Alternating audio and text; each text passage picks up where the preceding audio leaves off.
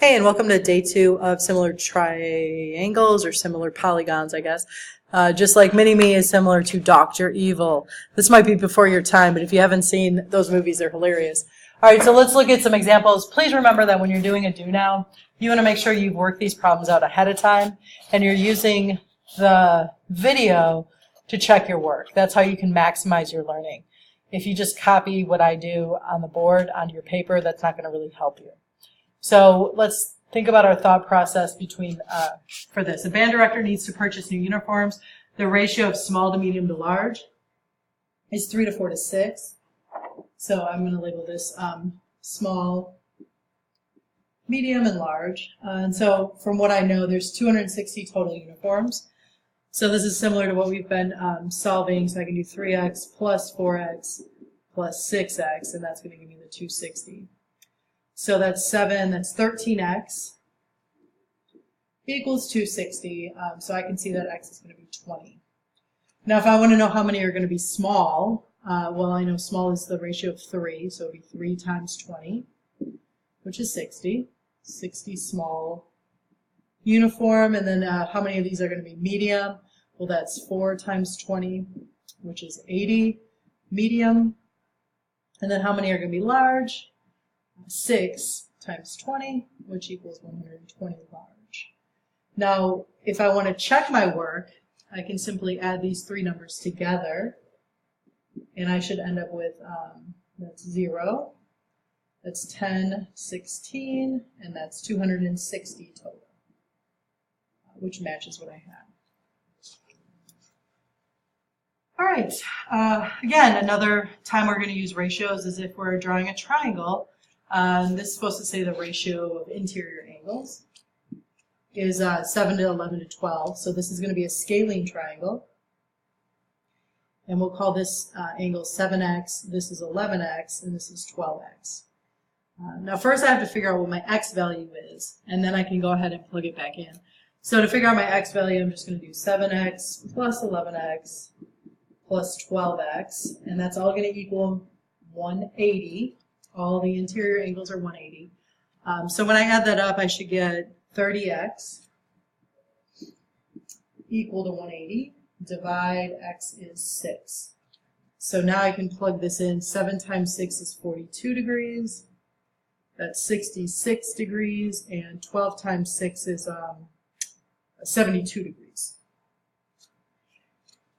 Again, I can go back and check my work. 42 plus 66 plus 72 is 180 degrees. So it checks out. All right.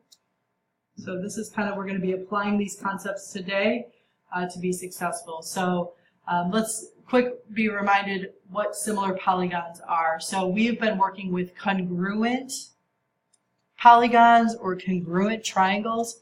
And congruent basically results in 3 different transformations. When we did a translation, remember a slide, or we did a reflection, that was a flip, or a rotation, a turn, those result in congruent.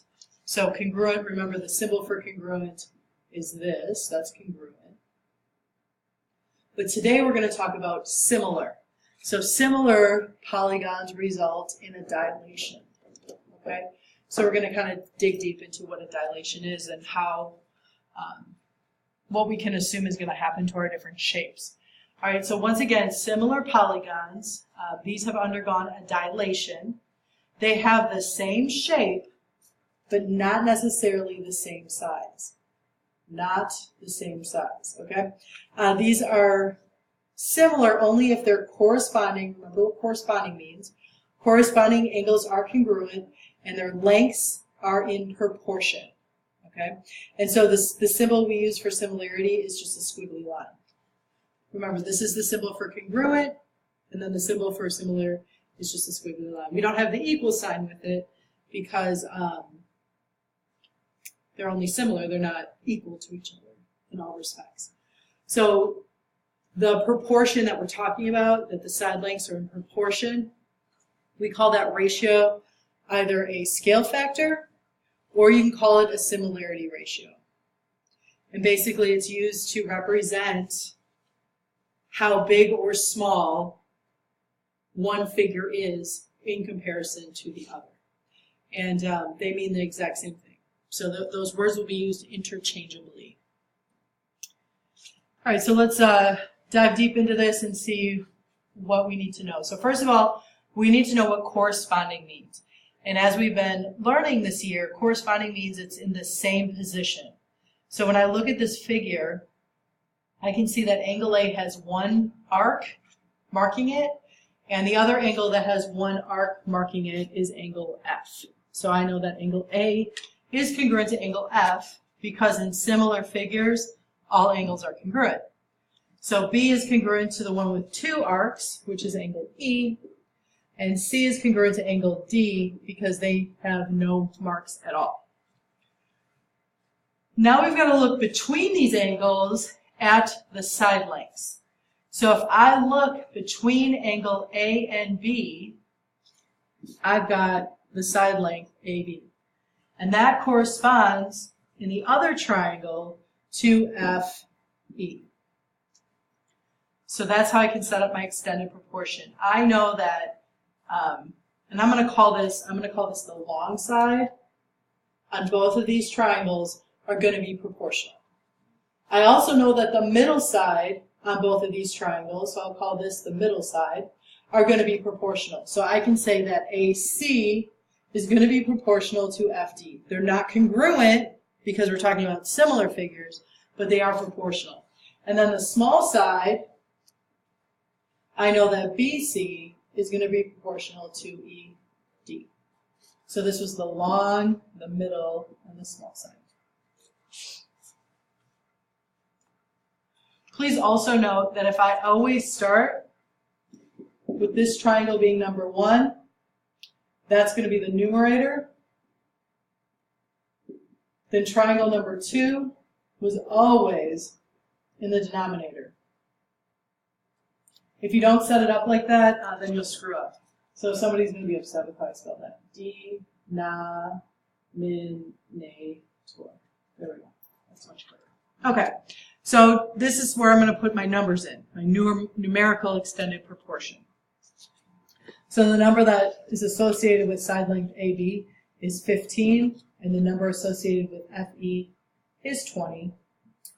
AC is associated with 12, FD has a measure of 16, and then the short side over 8.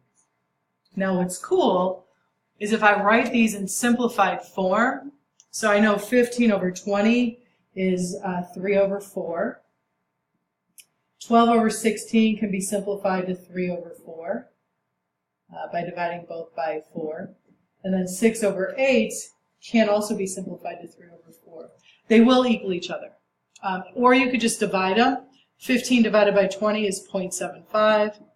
12 divided by 16 is 0.75.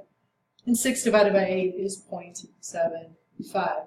So when you're looking at the extended proportion, you'll see that they all have the same ratio, or we can call that our SF, our scale factor. So the scale factor from triangle number 1 to triangle number 2 is 3 over 4.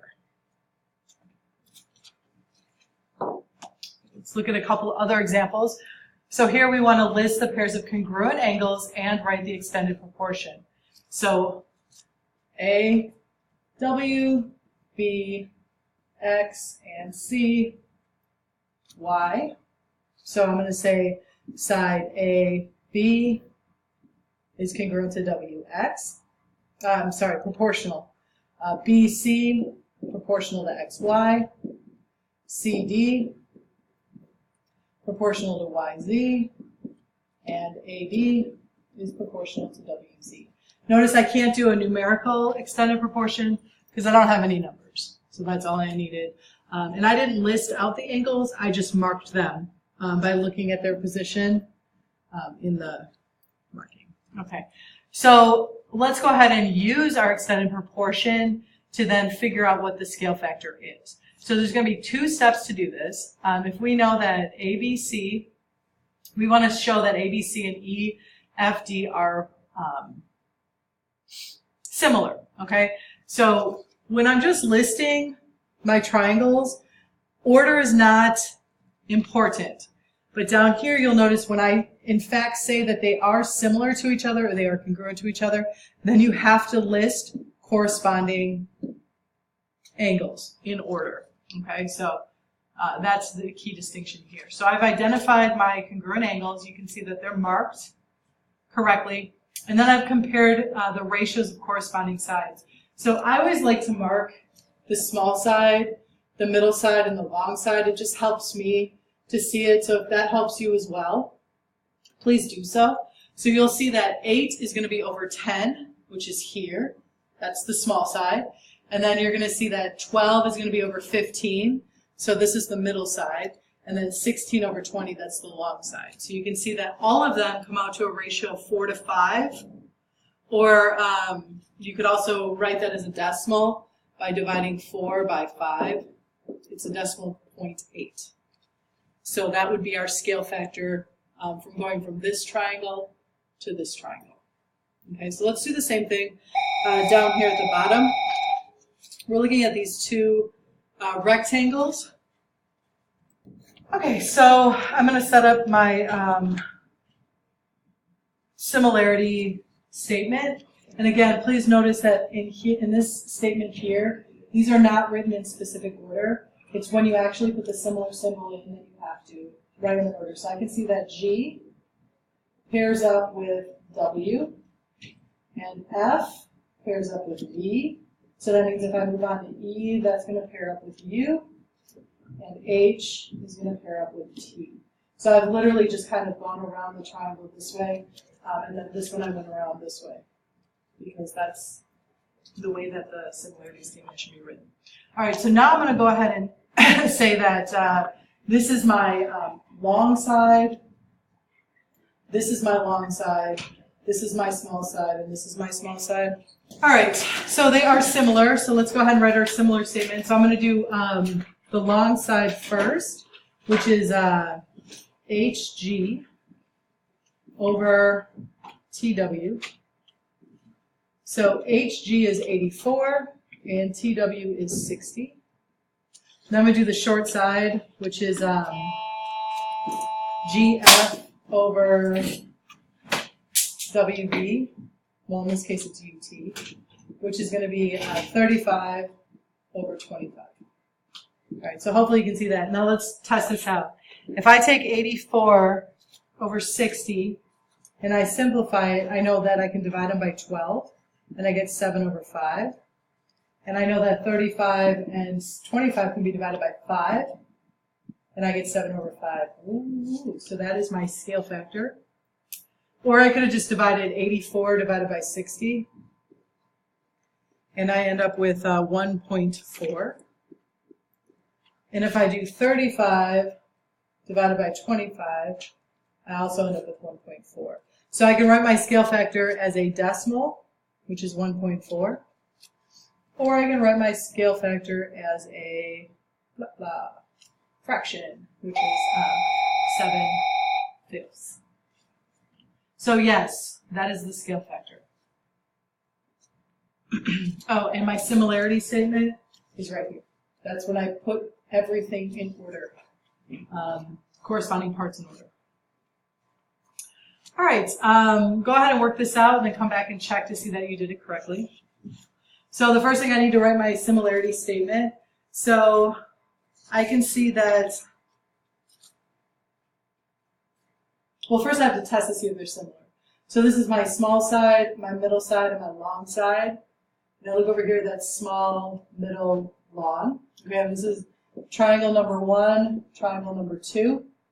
So I'm going to see is 2 over 2.3 equal to the middle side, which is 1.5 over 1.7, which is equal to the small side, which is 1.4 over 1.6. So if I divide these out, because I'm not simplifying that, it's too much, I actually get, this is 0.875, this is 0.88, and this is 0.869. They're close, but they're not exact. So I cannot say that these are similar triangles. And because I cannot say that they're similar, I cannot write a similarity statement. So the answer to this is not similar.